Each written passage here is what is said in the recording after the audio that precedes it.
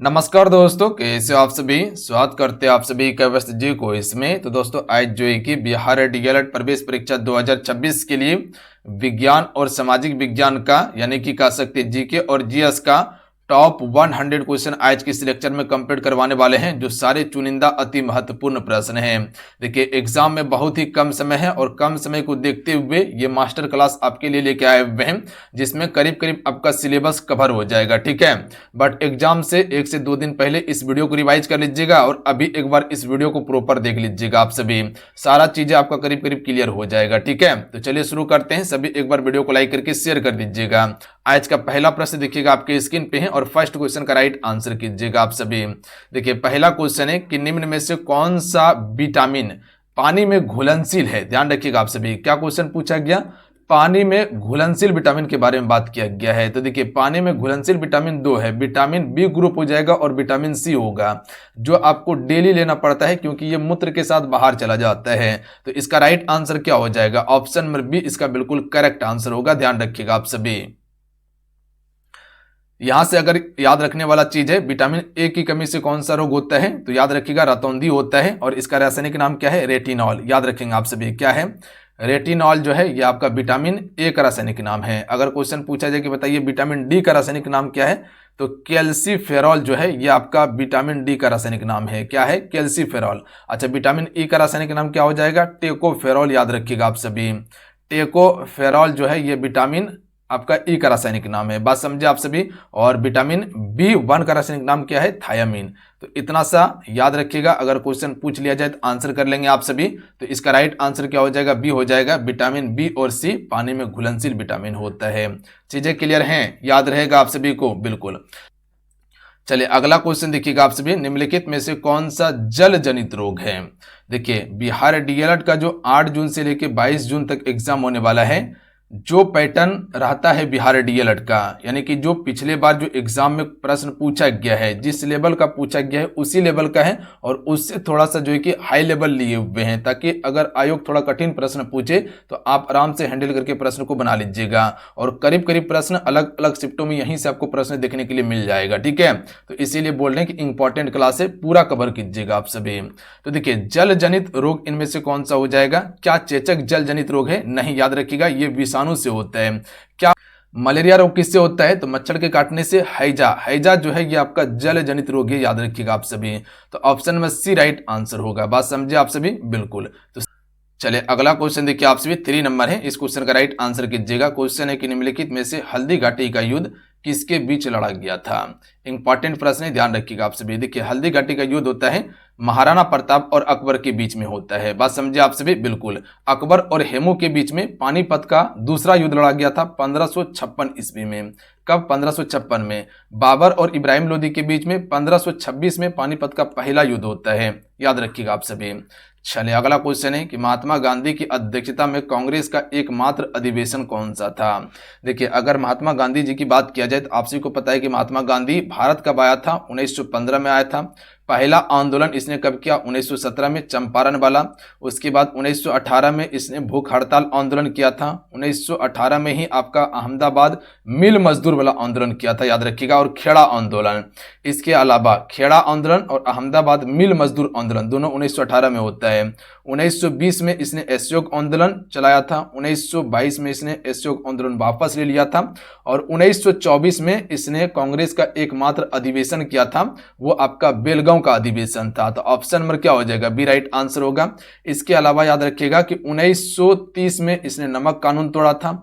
1931 में गांधी इरविन समझौता होता है। उसके बाद 1942 में इसने भारत छोड़ो आंदोलन शुरू किया था और उसके बाद जो है कि 1948 में इसका क्या हो जाता है, मृत्यु हो जाता है। बात समझे आप सभी, इतना सा इसके बारे में याद रखिएगा। किसके बारे में, महात्मा गांधी जी के बारे में। चलिए अगला क्वेश्चन है कि निम्नलिखित में से किस वायुमंडलीय परत में ओजोन गैस केंद्रित है। देखिए ओजोन परत को हम सभी क्या कहते हैं, पृथ्वी का रक्षा कवच कहते हैं। क्यों कहते हैं, क्योंकि सूर्य से आने वाली पराबैंगनी किरण, ध्यान रखिएगा आप सभी, सूर्य से आने वाली पराबैंगनी किरणों से बचाता है पृथ्वी को कौन, ओजोन परत बताता है। तो ये किस मंडल में आपको देखने के लिए मिलता है, तो याद रखिएगा आप सभी, ये आपका है समताप मंडल में, जहां समान ताप होता है। देखिए पृथ्वी का सबसे नजदीक का मंडल क्षोभ मंडल होता है, बात समझे, और समताप मंडल में आपको ओजोन परत देखने के लिए मिलता है। तो ऑप्शन नंबर क्या हो जाएगा, बी राइट आंसर हो जाएगा। चलिए अगला क्वेश्चन देखिए 6 नंबर है। अच्छा कलर ब्लैक है तो कोई दिक्कत नहीं है, मेरे ख्याल से कोई दिक्कत नहीं होना चाहिए, बिल्कुल क्लियर दिख रहा होगा आप सभी को। देखिए इधर लाल कर दिए थे पर यहाँ से ब्लैक चालू हो जाएगा, ठीक है, तो कोई दिक्कत नहीं होना चाहिए, मेरे ख्याल से क्लियर दिखेगा आपको। यहाँ क्वेश्चन से मतलब रखना है, कलर से कोई मतलब नहीं रखना है, ठीक है। जो क्वेश्चन चीजें दिया जा रहा है वो कंटेंट आपको बेहतर मिल रहा है ना, बिल्कुल। कौन सा रोग कवक के कारण होता है, तो देखिए कवक से जो फैलता है रोग, जैसे कह सकते हैं कि दाद होता है, जैसे कह सकते हैं खुजली हो गया या गंजापन हो गया, ये सभी कवक से होने वाला रोग है। तो उसी प्रकार से कह सकते हैं त्वचा का पर्दाह रोग जो है ये आपका कवक से होता है, जबकि हैजा क्या बताएं, ये आपका जल जनित रोग है, ठीक है। पोलियो क्या है, विषाणु वाला रोग है पोलियो। अगला क्वेश्चन है कि निर्वाचन आयोग का प्रमुख कौन होता है, तो देखिए निर्वाचन आयोग का कार्य क्या होता है, चुनाव कराना, बात समझे। और मतदाता सूची का निर्माण कौन करता है, तो ये आपका चुनाव आयोग ही कराता है। और चुनाव कह सकते हैं, लोकसभा का चुनाव कितने वर्ष में होता है, तो 5 वर्ष में होता है, याद रखिएगा। तो ये आपका मुख्य निर्वाचन आयुक्त जो है ये आपका निर्वाचन आयोग का प्रमुख होता है, बात समझे आप सभी। अच्छा मुख्य निर्वाचन आयुक्त की नियुक्ति कौन करेगा, राष्ट्रपति ही करता है, बात समझे आप सभी। प्रधानमंत्री की नियुक्ति भी राष्ट्रपति करता है, इसको याद रखिएगा आप सभी। अच्छा उपराष्ट्रपति के बारे में याद रखिएगा, अगर अपने पद पर राष्ट्रपति नहीं रहता है तो वहां पर उपराष्ट्रपति ही कार्य करता है, बात समझे। और उपराष्ट्रपति जो होता है ये आपका राज्यसभा का प्रधान सभापति होता है। चलिए अगला क्वेश्चन है कि आयोडीन युक्त नमक उपयोगी होता है क्योंकि, या जो आयोडीन युक्त नमक होता है ये उपयोगी माना जाता है, क्यों, क्योंकि ये पाचन बढ़ाता है, रोगों के लिए प्रतिरोध वृद्धि करता है, थायराइड ग्रंथि का नियंत्रण करता है। तो ये सभी इसका बिल्कुल राइट आंसर होगा, ध्यान रखिएगा आप सभी। तो ये आयोडीन युक्त नमक ये सभी के लिए उपयोगी है। चलिए अगला क्वेश्चन देख लीजिएगा, प्रोटीन ऊर्जा कुपोषण का परिणाम है, तो देखिए प्रोटीन ऊर्जा कुपोषण का परिणाम जो हो जाएगा मरासमस रोग, याद रखिएगा, जिसे बाल क्षय रोग कहा जाता है। अगर प्रोटीन की कमी होगा तो मरासमस रोग हो जाता है, ध्यान रखिएगा आप सभी। रिकेट्स जो होता है ये विटामिन डी की कमी के कारण रिकेट्स रोग हो जाता है, जिसमें हड्डी कमजोर होने लगता है। अगला क्वेश्चन देख लीजिएगा, चलिए इस क्वेश्चन का राइट आंसर कीजिएगा। डेंगू एक बुखार है जो उत्पन्न होता है तथा दूसरे मनुष्य में पहुंचता है। तो ये कैसे पहुंचता है, तो अभी आपको बताए थे कि ये आपका मादा एंडीज मच्छर के द्वारा पहुंचता है। तो इसका राइट आंसर क्या होगा, वायरस तथा मादा एंडीज मच्छर के द्वारा। तो ऑप्शन नंबर ए इसका बिल्कुल करेक्ट आंसर होगा। अगला क्वेश्चन है कि कौन सा राज्य म्यांमार के साथ अपनी सीमा साझा नहीं करता है, तो अगर पूर्वी भारत को देखा जाए तो पूर्वी भारत में आप सभी को पता है कि अरुणाचल प्रदेश करेगा, नागालैंड करेगा, इसके अलावा मणिपुर करेगा, मिजोरम करेगा, ध्यान रखिएगा। तो इसमें क्या सिक्किम है, सिक्किम नहीं करेगा, क्योंकि सिक्किम आपको यहाँ देखने के लिए मिलता है, इधर नेपाल है, यहाँ पर भूटान है, तो ये सिक्किम है, तो सिक्किम नहीं करेगा, इसका राइट आंसर होगा सिक्किम। बात समझ गए आप सभी, बिल्कुल ये सभी बिल्कुल म्यांमार के साथ में सीमा साझा करता है। अगला है भारतीय संविधान की 10वीं अनुसूची डैश से संबंधित है, राइट आंसर ऑप्शन में भी होगा पक्ष त्याग या दल बदल इसे कहते हैं, दल बदल कहा जाता है, याद रखिएगा आप सभी, ये 10वीं अनुसूची में संबंधित है। अच्छा अगर क्वेश्चन पूछा जाए आप सभी से कि मौलिक अधिकार जो है संविधान के किस अनुच्छेद में है, तो 12 से लेकर 35 तक मौलिक अधिकार है। अच्छा नीति निर्देशक तत्व, तो ये आपका 36 से लेकर 51 तक होगा। मौलिक अधिकार जो है ये संविधान के भाग 3 में है, याद रखिएगा आप सभी। और नीति निर्देशक तत्व संविधान के भाग 4 में है। अच्छा मौलिक कर्तव्य के बारे में एक बार क्वेश्चन पूछा गया था, ये आपका किस अनुच्छेद में है, तो 51 का में है। और भाग की बात किया जाए तो भाग 4 का होगा, याद रखिएगा इतना सा फैक्ट को। अच्छा पंचायती राज के बारे में आप सबको पता है कि अनुच्छेद 40 में पंचायती राज का वर्णन किया गया था। हालांकि 73वां संविधान संशोधन 1993 में जो है कि इसे पूर्ण रूप से संवैधानिक दर्जा दिया गया था। अगला है भारतीय संविधान का अनुच्छेद 1 भारत को घोषित करता है, right answer option number D होगा, संघ राज्य के रूप में करता है, यानी कि यूनियन के रूप में। अगला है भारतीय संविधान के किस अनुच्छेद का उद्देश्य पूरे भारत में नागरिकों के लिए एक समान नागरिक सहायता सुनिश्चित करना है?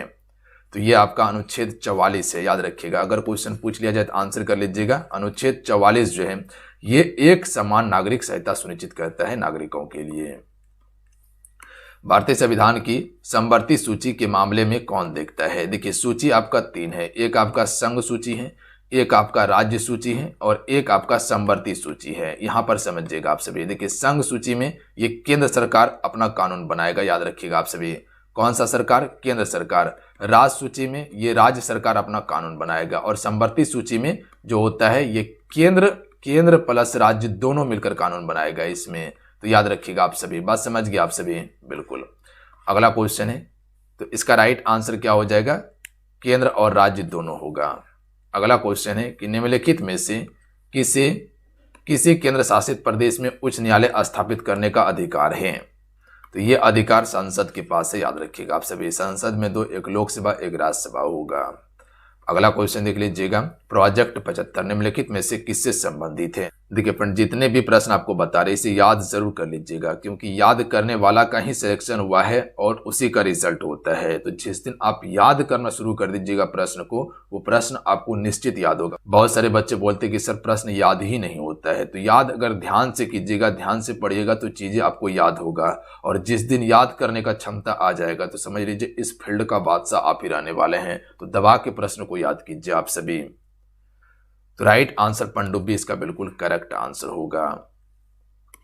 अगला है रेपो दर से क्या तात्पर्य है? देखिए एक होता है रेपो दर और एक होता है रिवर्स रेपो दर। तो इसका करेक्ट आंसर ऑप्शन में ए होगा, वह दर जिस पर वाणिज्यिक बैंक भारतीय रिजर्व बैंक से उधार लेती है। जैसे मान लीजिए कि आपका एसबीआई बैंक है, ठीक है, एसबीआई है और ये आरबीआई है।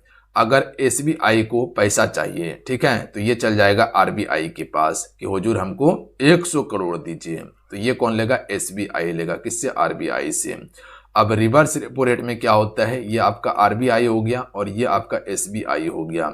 अगर एसबीआई के पास ज्यादा पैसा हो गया है तो ये क्या करेगा? कुछ समय के लिए आरबीआई को दे देगा कि मेरे पास ज्यादा हो गया है, कुछ ब्याज पर आप रख लीजिए। तो ये होता है रिवर्स रेपो रेट में। संगीतकार जाकिर हुसैन निम्नलिखित में से किस वाद्य यंत्र से संबंधित हैं? तो ये तबला बजाते हैं। अगला है ग्रीष्मकालीन ओलंपिक खेल 2024 की मेजबानी किस शहर में हुई थी? ये कीजिए आप सभी। तो ये आपका पेरिस फ्रांस में। अगला क्वेश्चन देख लीजिएगा, निम्नलिखित में से किस खेल में अवनी लेखरा ने उत्कृष्ट प्रदर्शन किया? तो अवनी लेखरा जो है ये आपका निशानेबाजी से संबंधित है। अगला है हड्डी में कौन सा लवण सबसे अधिक होता है? तो कैल्शियम फास्फेट सबसे अधिक पाया जाता है हड्डी में। और विटामिन डी की कमी से बच्चों की हड्डी क्या होने लगता है? कमजोर होने लगता है और टेढ़ा हो जाता है। एच बम यानी कि हाइड्रोजन बम किस पर आधारित है? तो यह आपका नाभिकीय संलयन पर होता है, जबकि आपका परमाणु बम नाभिकीय विखंडन पर कार्य करता है। सोडा पानी की बोतल को खोलने पर कौन सी गैस निकलती है? कार्बन डाइऑक्साइड निकलती है। देखिए नाइट्रोजन की बात किया जाए तो वायुमंडल में नाइट्रोजन 78% है, कार्बन डाइऑक्साइड 0.03% है, याद रखिएगा आप सभी। अगला है ल्यूमेन निम्न में से किसकी इकाई है? देखिए यहीं ऑक्सीजन की बात किया जाए कि ऑक्सीजन कितना है? 21% है वायुमंडल में। ल्यूमेन निम्न में से किसकी इकाई है? ज्योति फ्लक्स की इकाई ल्यूमेन है। अगला है माचिस की तीली में निम्नलिखित में से किसका प्रयोग किया जाता है? देखिए माचिस की तीली जो आप सभी देखते हैं उसमें लाल फास्फोरस का ही प्रयोग किया जाता है जलाने के लिए। अगला है इंडिका जिसमें मौर्यकालीन भारत का उल्लेख है, ये किसके द्वारा लिखी गई थी? देखिए इंडिका मेगास्थनीज की रचना है, याद रखिएगा आप सभी, जो कि चंद्रगुप्त मौर्य के दरबार में आए थे, मेगास्थनीज। अगला है स्वराज पार्टी की स्थापना किसने की थी? स्वराज पार्टी की स्थापना ये कब हुई थी? मोतीलाल नेहरू ने। अगला क्वेश्चन देख लीजिएगा, माउंट बेटन योजना को ब्रिटिश संसद में कब प्रस्तुत किया गया था?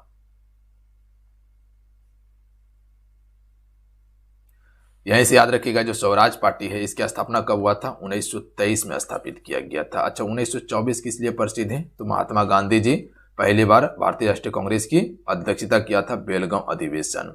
1925 याद रखिएगा, 1925 में पहली भारतीय महिला कह सकते कि कांग्रेस की अध्यक्ष बनी थी सरोजिनी नायडू। 1922 में क्या हुआ था? तो 1922 में असहयोग आंदोलन वापस लिया गया था और 1920 में असहयोग आंदोलन शुरू किया गया था महात्मा गांधी जी के द्वारा। माउंटबेटन योजना ब्रिटिश संसद में कब प्रस्तुत किया गया था?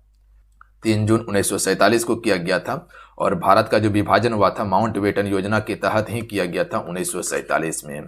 देखिए 14 अगस्त को पाकिस्तान दिवस मनाया जाता है और 15 अगस्त को अपना भारत दिवस मनाया जाता है, यानी कि स्वतंत्रता दिवस। अगला है पाकिस्तान का नाम किसने गढ़ा? तो चौधरी रहमत अली ने पाकिस्तान का नाम गढ़ा था। अगला प्रश्न देखिएगा कि निम्नलिखित में से कौन सबसे बड़ा ग्रह है? देखिए अगर ग्रह की बात किया जाए तो आपको पता है कि कुल 8 ग्रह है सौरमंडल में और एक क्या है? तारा है, जिसे हम सूर्य के नाम से जानते हैं। 8 ग्रह कौन कौन सा है? तो एक पहला हो जाएगा आपका बुध हो जाएगा जो सबसे छोटा है। दूसरा शुक्र हो जाएगा जिसे शाम या भोर का तारा कहा जाता है। तीसरा आपका पृथ्वी हो जाएगा जिसे हम सभी नीला ग्रह कहते हैं। चौथा आपका मंगल हो जाएगा जिसे लाल ग्रह कहा जाता है, जिसपे जीवन यापन करना संभव है। पांचवा आपका हो जाएगा बृहस्पति ग्रह। छठा आपका हो जाएगा शनि ग्रह। सातवां आपका हो जाएगा अरुण और आठवां हो जाएगा वरुण। याद रखिएगा आप सभी। तो बृहस्पति सबसे बड़ा ग्रह है और ये एक बाह्य ग्रह है, याद रखिएगा। देखिए एक होता है आंतरिक और एक होता है बाह्य। आंतरिक जो होता है वो आपका बिल्कुल ठोस रहता है और बाह्य जो होता है वह गैस का बना होता है। तो आंतरिक ग्रह कौन कौन सा है? तो शुक्र है, मंगल है, बुध है और आपका पृथ्वी हो जाएगा। याद रखिएगा आप सभी, ये आंतरिक ग्रह है, बाकी बात सभी बाह्य ग्रह है। बुध जो है ये सौरमंडल का सबसे छोटा ग्रह है, प्लस में सूर्य से नजदीक ग्रह है। और शुक्र के बारे में याद रखिएगा कि यह सौरमंडल का सबसे गर्म ग्रह है। अगला है भारत में मानसून की अवधि औसतन डैश अवधि का होता है? तो ये आपका लगभग जो है कि 100 से लेकर 120 दिन का होता है। अगला है निम्नलिखित में से कौन भारत और चीन के बीच स्थित एक पहाड़ी दर्रा है? काराकोरम गलियार, ये भारत और चीन के बीच है। अगला है निम्नलिखित में से कौन सी नदी 2 बार भूमध्य रेखा को पार करती है? देखिए भूमध्य रेखा भारत से नहीं गुजरती है, भारत से कर्क रेखा गुजरती है, याद रखिएगा। और ये भारत के 8 राज्यों से होकर गुजरती है। भारत को 2 भाग में विभाजित करती है, उत्तर और दक्षिण भाग में। तो यहाँ भूमध्य रेखा को 2 बार काटने की बात किया गया है, तो ये आपका जायरे नदी होगा, ऑप्शन में ए। अगला है भारतीय मानक समय ग्रीनविच मध्य समय यानी कि जीएमटी से कितना आगे है? देखिए जीएमटी की बात किया जाए यानी कि ग्रीनविच मध्य की बात किया जाए तो ये 0 डिग्री देशांतर के नाम से जाना जाता है और इससे जो है कि अपना मानक समय जो है 5.5 घंटा आगे है। और ये भारत के 5 राज्यों से होकर अपना मानक समय गुजरती है। पहला आपका यूपी जो कि इलाहाबाद के नैनी नामक स्थान से गुजरती है। दूसरा हो जाएगा आपका एमपी हो जाएगा, मध्य प्रदेश। तीसरा आपका छत्तीसगढ़ होगा। चौथा उड़ीसा हो जाएगा और एक आंध्र प्रदेश होगा, याद रखिएगा। अगला क्वेश्चन है कि रिवर्स रेपो दर वह दर है जिस पर, तो अभी आपको समझाए थे इसमें क्या होता है, बैंक रिजर्व बैंक में अपना अतिरिक्त धन जमा करता है। यानी कि मान लीजिए एसबीआई बैंक है, उसके पास ज्यादा पैसा हो गया तो वो रिजर्व बैंक को दे देता है, कुछ ब्याज लेगा फिर उससे इंटरेस्ट लेगा। अगला प्रश्न है कि इनमें से कौन सा हमारी संसद का हिस्सा नहीं है? तो मुख्य न्यायाधीश संसद का हिस्सा नहीं होगा, जबकि राष्ट्रपति लोकसभा और राज्यसभा होगा। राज्यसभा है जबकि मुख्य न्यायाधीश नहीं है, ये अलग है। अगला है धन विधेयक के संबंध में निम्नलिखित में से कौन सा कथन सत्य है? देखिए अगर धन विधेयक की बात किया जाए तो ये लोकसभा का अध्यक्ष यह निर्णय करता है कि विधेयक धन विधेयक है या नहीं, ये बिल्कुल सत्य कथन है। बाकी बात सारा कथन क्या है, धन विधेयक के बारे में गलत है। तो याद रखिएगा ऑप्शन नंबर सी, ये निर्णय कौन करता है? लोकसभा का अध्यक्ष करता है, ध्यान दीजिएगा आप सभी। अगला क्वेश्चन है कि संविधान का कौन सा अनुच्छेद संसद को संविधान में संशोधन करने की शक्ति प्रदान करता है? देखिए संविधान का भाग 20 जो है, ये 20 जो है ये आपका संविधान संशोधन से ही संबंधित है। अनुच्छेद 368 हो जाएगा। लिया गया था संविधान संशोधन की प्रक्रिया अफ्रीका देश से, अफ्रीका से लिया गया था। अगला है निम्नलिखित में से किस देश में विश्व का सबसे लंबा लिखित संविधान है? तो अपना भारत देश का सबसे लंबा लिखित संविधान है, याद रखिएगा आप सभी। अगला देखिएगा भारतीय संविधान का कौन सा अनुच्छेद कानून के समक्ष समानता से संबंधित है? तो राइट आंसर होगा अनुच्छेद 14 कानून के समक्ष समानता से संबंधित है। अनुच्छेद 17 जो है ये अस्पृश्यता के उन्मूलन से संबंधित है। अनुच्छेद 21 के अनुसार आप किसी भी व्यक्ति से मनपसंद विवाह कर सकते हैं। अगला है भारत के संविधान में भाग 4 किससे संबंधित है? देखिए यहीं पर एक अनुच्छेद 21 ये आता है, इसमें शिक्षा का प्रावधान किया गया है, ध्यान देंगे आप सभी। तो भाग 4 जो है राज्य के नीति निर्देशक तत्व से संबंधित है, जो कि अनुच्छेद आपका 36 से लेकर 51 तक होगा। मौलिक कर्तव्य के बारे में बताएं आपको, नागरिकता जो है ये 5 से लेकर 11 अनुच्छेद में है, मौलिक अधिकार 12 से लेकर 35 में है और मौलिक कर्तव्य 51 का में है। अगला क्वेश्चन देख लीजिएगा। क्वेश्चन है कि जगन्नाथपुरी मंदिर के देवताओं की वापसी यात्रा को किस रूप में जानते हैं? बहुधा यात्रा के रूप में। अक्सर समाचारों में देखे जाने वाला कार्बन क्रेडिट किसके द्वारा प्रस्तावित किए गए हैं? क्योटो प्रोटोकॉल के द्वारा। Option number B right answer होगा। रेयॉन के वस्त्र बनाने के लिए निम्नलिखित में से किस फाइबर का उपयोग किया जाता है? तो सेल्यूलोज का प्रयोग करते हैं। देखिए फ्रेंड, जितने भी आपसे मेरे साथ में हैं, आपसे सेशन को जरूर लाइक कीजिएगा, वीडियो को जरूर लाइक कर दीजिएगा। आपका एक लाइक मोटिवेट कराता है, तो लाइक करके आपसे शेयर जरूर कीजिएगा। आइए अगला क्वेश्चन है कि ईसीजी किस अंग की विद्युत गतिविधि का चित्र में प्रतिनिधित्व है?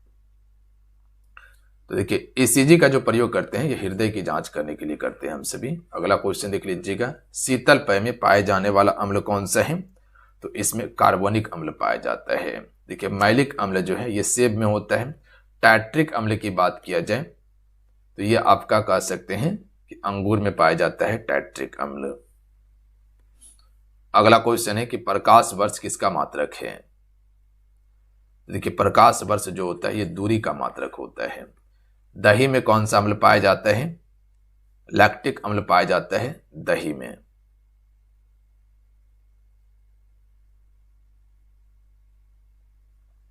एस्कॉर्बिक अम्ल जो देख रहे हैं ये विटामिन सी का रासायनिक नाम है एस्कॉर्बिक एसिड। अगला है सुरक्षा परिषद में वीटो का अधिकार किसे प्राप्त है? तो देखिए सुरक्षा परिषद में वीटो का अधिकार जो है वो 5 देश को ही प्राप्त है, जो इसका अस्थायी देश होता है। तो सिर्फ अस्थायी राष्ट्र को प्राप्त है वीटो का। कैसे बताए थे आपको अस्थायी राष्ट्र के बारे में? कौन कौन था अस्थायी राष्ट्र? अमेरिका, यूनाइटेड किंगडम, रूस, चीन और फ्रांस था। इसी के पास वीटो का अधिकार है। तो कुल 5 देश के पास है। तो इसका राइट आंसर हो जाएगा सिर्फ अस्थायी सदस्य राष्ट्र को। सी करेक्ट आंसर होगा। अगला प्रश्न है कि पंचायती राज संस्थाएं मुख्य रूप से किसकी संस्थाएं हैं? स्वशासन की संस्था है। देखिए पंचायती राज की बात किया जाए तो पंचायती राज दिवस कब मनाया जाता है? 24 अप्रैल को मनाया जाता है। इसकी स्थापना जो हुआ था यानी कि संवैधानिक दर्जा जो मिला था 1993 में मिला था 73वां संविधान संशोधन के द्वारा। सबसे पहली बार पंचायती राज जो लागू हुआ था वो आपका राजस्थान के नागौर जिले में लागू हुआ था। 1959 में लागू हुआ था, जो पंडित जवाहरलाल नेहरू जी के द्वारा किया गया था। पृथ्वी की धुरी को दोनों सिरों को क्या कहा जाता है? तो जो पृथ्वी इस प्रकार से ग्लोब देखे होंगे, इसका उत्तरी ध्रुव और दक्षिणी ध्रुव, इसे ध्रुव के नाम से जानते हैं। निम्न में से कौन सा देश सार्क का सदस्य नहीं है? इसमें ईरान शामिल नहीं है, जबकि आपका भूटान होगा, अफगानिस्तान होगा, मालदीव होगा। इसके अलावा याद रखिएगा बांग्लादेश हो जाएगा, उसके बाद अपना भारत हो जाएगा यानी कि इंडिया हो जाएगा, नेपाल हो जाएगा, पाकिस्तान हो जाएगा और श्रीलंका हो जाएगा। याद रखिएगा आप सभी। इसके अलावा भूटान बताएं आपको, अफगानिस्तान बताएं और मालदीव बताएं। तो ईरान इसमें शामिल नहीं है। बंगाल के पहले गवर्नर जनरल कौन थे? Warren Hastings. ध्यान दीजिएगा 1773 के रेगुलेटिंग एक्ट के तहत इसे बनाया गया था। बंगाल का पहला गवर्नर कौन था? Robert Clive. अगला क्वेश्चन देख लीजिएगा। रक्षा मंत्री जगन्नाथ सिंह ने किस राज्य में सियोम पुल का उद्घाटन किया था? तो यह आपका अरुणाचल प्रदेश में किया गया था। युआन निम्नलिखित में से किस देश की मुद्रा है? तो ये चीन की मुद्रा है। रूस की मुद्रा रूबल है। श्रीलंका में आपका श्रीलंका रुपया चलता है। पाकिस्तान में पाकिस्तानी रुपया चलता है आपका। अगला है कि भारत में किसी भी राज्य का मुख्यमंत्री बनने के लिए न्यूनतम आयु कितनी होनी चाहिए?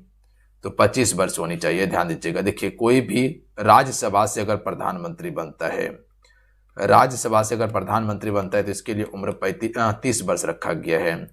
और लोकसभा की बात किया जाए, लोकसभा से अगर बनता है प्रधानमंत्री तो उम्र 25 वर्ष रखा गया है। राष्ट्रपति हो गया, इसके लिए 35 वर्ष। राज्यपाल हो गया 35 वर्ष। उपराष्ट्रपति हो गया 35 वर्ष उम्र है।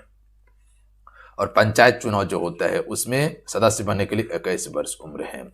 निम्न में से कौन सी मौसमी पवनों का उदाहरण है? मानसून पवने। अगला क्वेश्चन है कि केरल की मोनाजाइट रेत डैश से भरपूर है, तो थोरियम से भरपूर है, ऑप्शन में एक करेक्ट आंसर है। अगला है इंदिरा गांधी राष्ट्रीय कला केंद्र का मुख्यालय किस शहर में है? नई दिल्ली में। अगला क्वेश्चन है कि भारतीय संविधान के किस अनुच्छेद के अंतर्गत मंत्रीगण सामूहिक रूप से लोकसभा के प्रति उत्तरदायित्व होते हैं? अनुच्छेद 75 के अनुसार। अगला है अफगानिस्तान की राजधानी कहां पे है? काबुल इसकी राजधानी है, याद रखिएगा आप सभी, कहां पे? काबुल।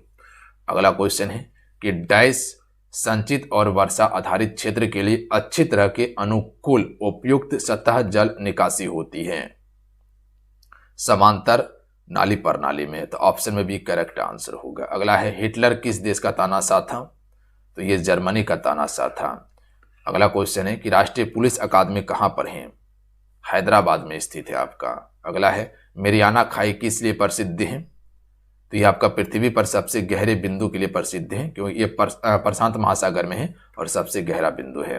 भारत में राष्ट्रपति के रूप में किसे जाना जाता है? सॉरी, राष्ट्रपिता, राष्ट्रपति नहीं, राष्ट्रपिता के रूप में महात्मा गांधी जी को।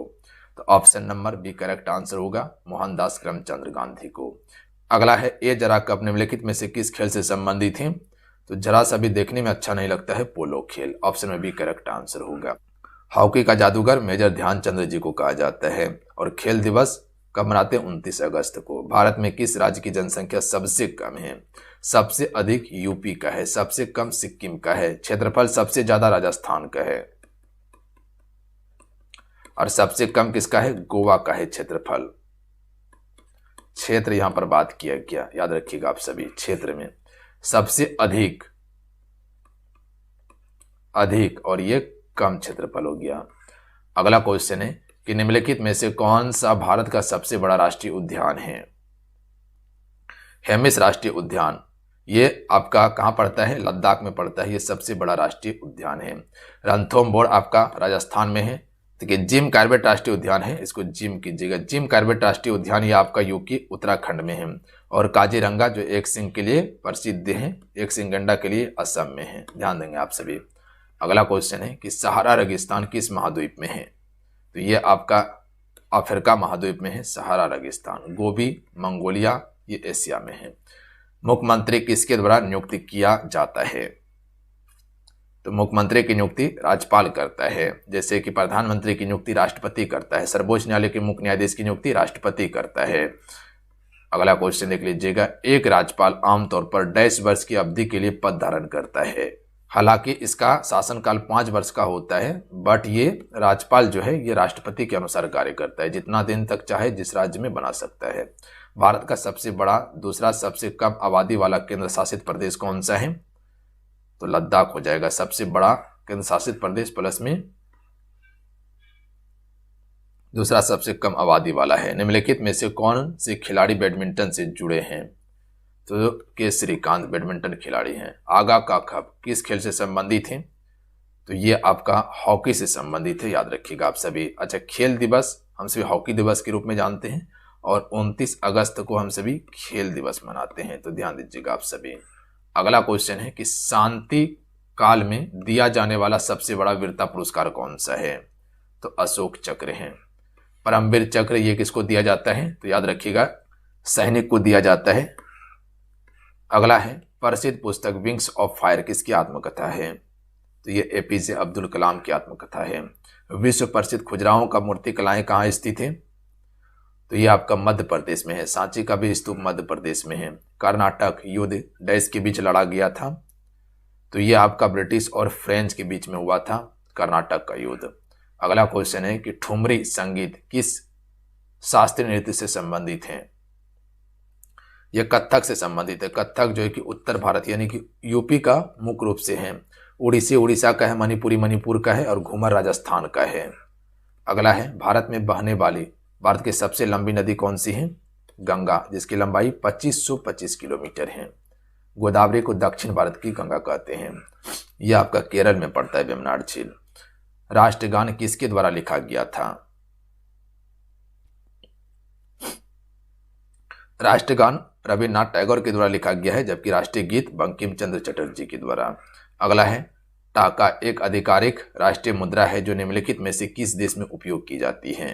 तो टाका बांग्लादेश में चलता है। अगला है अभ्रक उत्पादक केंद्र कोडरमा स्थित है, तो ये आपका झारखंड में स्थित है कोडरमा, जो कि अभ्रक की राजधानी के नाम से जाना जाता है। एलिफेंटा गुफाएं कहाँ स्थित हैं? मुंबई में है एलिफेंटा गुफा। सत्रिया नृत्य किस राज्य से संबंधित है? तो सत्रिया जो है ये असम से संबंधित है, एक शास्त्रीय नृत्य है ये आपका। ईटानगर देश की राजधानी है, तो अरुणाचल प्रदेश की राजधानी ईटानगर है। त्रिपुरा की राजधानी कहाँ पर है? अगरतला है। तेलंगाना की राजधानी कहाँ है? हैदराबाद। उड़ीसा की राजधानी कहाँ पर है? भुवनेश्वर है। अगला है ड्यूस, तो ये आपका लॉन्ग टेनिस से प्रसिद्ध है यानी कि संबंधित है। प्रसिद्ध पुस्तक मधुशाला के लेखक कौन है? हरिवंश राय बच्चन, जो कि अमिताभ बच्चन के पिताजी थे। बास्केटबॉल टीम में खिलाड़ियों की संख्या कितनी होती है? इसमें कुल 5 खिलाड़ी होते हैं बास्केटबॉल में। भारतीय सिविल सेवा में शामिल होने वाला पहले भारतीय कौन थे? सत्येंद्र नाथ टैगोर। ऑप्शन में डी करेक्ट आंसर होगा। LAC जिसे वास्तविक नियंत्रण रेखा कहा जाता है, ये भारत और देश के बीच प्रभावी है। तो भारत और चीन के बीच में LAC है, और LOC की बात किया जाए तो ये भारत और पाकिस्तान के बीच में है। डिस्कवरी ऑफ इंडिया के लेखक कौन है? जवाहरलाल नेहरू। अगला क्वेश्चन है कि ICC का पूर्ण रूप क्या होता है? तो इसका पूर्ण रूप है international cricket council. D right answer होगा। इनमें से कौन सा राज्य भारत की स्पाइस गार्डन के रूप में जाना जाता है? तो केरल को स्पाइस गार्डन कहा जाता है, और केरल को मसालों की राजधानी भी कहा जाता है। टीपू सुल्तान कहाँ के शासक थे? मैसूर के शासक थे टीपू सुल्तान। अगला है भारत में मतदाता की आयु कितनी है? 18 वर्ष है। पहले था 21 वर्ष। 61वां संविधान संशोधन के द्वारा घटाकर 18 वर्ष किया गया था। सबसे पहला नोबेल पुरस्कार कब दिया गया? 1901 में दिया गया था। देखिए नोबेल पुरस्कार की स्थापना 1900 में अल्फ्रेड नोबेल की याद में शुरू किया गया था। देखिए अल्फ्रेड नोबेल को आप सिर्फ पहचानते हैं जिसने डायनामाइट की खोज किया था, उसी के नाम से शुरू किया गया था। देखिए सबसे पहले जो भारत में नोबेल पुरस्कार आया था 1913 में रविन्द्रनाथ टैगोर को दिया गया था। उसके बाद 1930 में याद रखिएगा CB रमन को दिया गया था भौतिकी के लिए। अमर्त्य सेन को दिया गया अर्थशास्त्र के लिए। तो चलिए आज कितना है, आज के इस क्लासेस में कुल जीके जीएस का 100 अति महत्वपूर्ण प्रश्न कंप्लीट करवाए हैं जो आपके एग्जाम्स के लिए काफी इंपॉर्टेंट